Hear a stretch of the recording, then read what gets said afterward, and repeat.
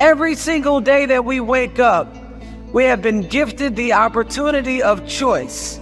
You can choose to be happy or you can choose to be sad.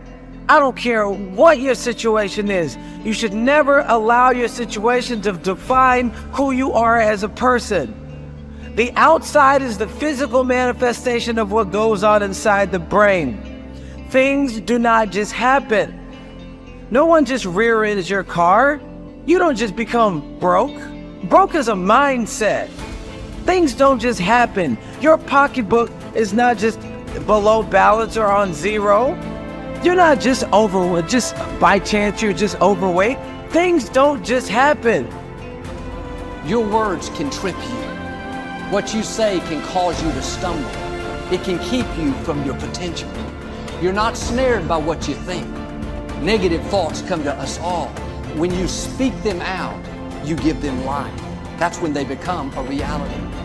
When you say, I'll never get back in shape, it becomes more difficult. You just made it harder. When you say, I never get any good breaks, that stops the favor that was ordained for you. If you say, I'm not that talented, I don't have a good personality, that is setting the limits for your life. That is calling in mediocrity. So the recognition that negative thinking and unhappy states actually do nothing to change anything. If anything, they make it worse. So if there's enough awareness and you can suddenly look at that, and then you can ask yourself from the deeper perspective of awareness, do I want to continue to think these thoughts? Is that helpful or good? Do I really want that? Ask yourself, what is my limiting step? What is the one factor that determines the speed at which I achieve my goal, or whether I achieve it at all? Once you've answered this question, you can move on to making a plan for how to accomplish your goals by eliminating this limiting factor. Your ability to identify your limiting step is one of the best demonstrations of your intelligence, and your capacity to eliminate this limiting step is one of the best demonstrations of your overall competence in achieving anything you want. It's our thoughts that are manifesting this world. Now you could say that's a spiritual thing, and now I say not only is it spiritual, now it is fundamental basic science of the universe. And it says then the thoughts are creative. Well, if the thoughts are creative, then who's having the thought? And you start to realize, I'm having the thought. Well, then the truth is simple. As Richard Conn Henry said, you are creating this world with your mental activity and your spirituality combined. And then all of a sudden it says, well, then if I'm creating the world, then my original belief that when things didn't go right, I was a victim. The universe wasn't supporting me. You know, it's like, oh, I try so hard and the universe is not giving me things. It turns 180 degrees around. And it basically says this: we are creating this world. And then I say your mind is creating this world. Although you cannot change conditions or circumstance, you don't have to let them control you. We can't control what's going on outside, but we can control what's going on inside. You know, and unfortunately, I don't think many of us have been raised to really understand that. And it's a lack of understanding that's causing all our problems. We are the only creature on the planet that's totally disoriented in our environment. All the little squirrels, the birds, all the animals are completely at home in their environment. They blend in. You and I are totally disoriented in our environment. We've been given the mental faculties to create our own environment. However, we go right through school and we've never learned that. We have higher faculties, and the average person has no knowledge of how to operate with them, how to develop them. We have perception, the will, reason, imagination, memory, and intuition. Now, those mental faculties, they're not just words, they're actually mental faculties that we can use to take control over our world and to create the environment that we want. But unfortunately, we grow up, we don't know that. We've been raised to live through by what we see, hear, smell, taste, and touch, our physical senses. And we've been raised to be controlled by what's going on outside.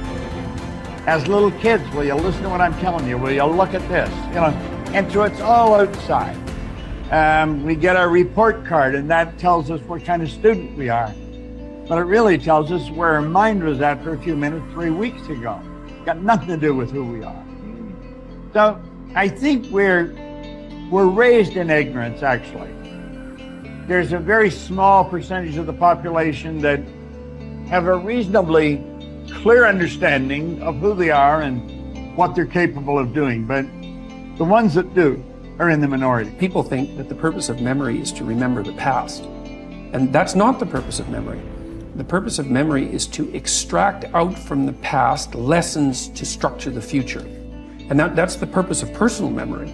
And so you're done with a memory when you've extracted out the information that you can use to guide yourself properly in the future. So if you have a traumatic memory, for example, that's really obsessing you, if you analyze that memory to the point where you figured out how you put yourself at risk and you can determine how you might avoid that in the future, then the emotion associated with that goes away. So memory has a very pragmatic function. And cultural memory is the same thing, is that we need to extract out stories from our past that structure our future. And we need that because, well, first of all, if you don't have a purpose, let's say, it isn't that your life becomes neutral in a meaningless sense. It's that your life becomes characterized by unbearable suffering, because the baseline condition of life is something like unbearable suffering. And what you have to set against that is a noble and worthwhile purpose. And hopefully your determination of that purpose is buttressed to some degree by the wisdom of the past, because you can't conjure something like that up on your own. And if you provide people with nobility of purpose, then they can tolerate the suffering of existence without becoming entirely corrupted by it. And cultures that don't do that, it isn't even so much that they die, it's that cultures that don't do that are dead. They're done. They don't have a story anymore. They don't have a call to adventure. And then everyone suffers stupidly as a consequence. It's a very bad thing. So Churchill made the same observation that many of the great psychologists and philosophers made in the early part of the 20th century.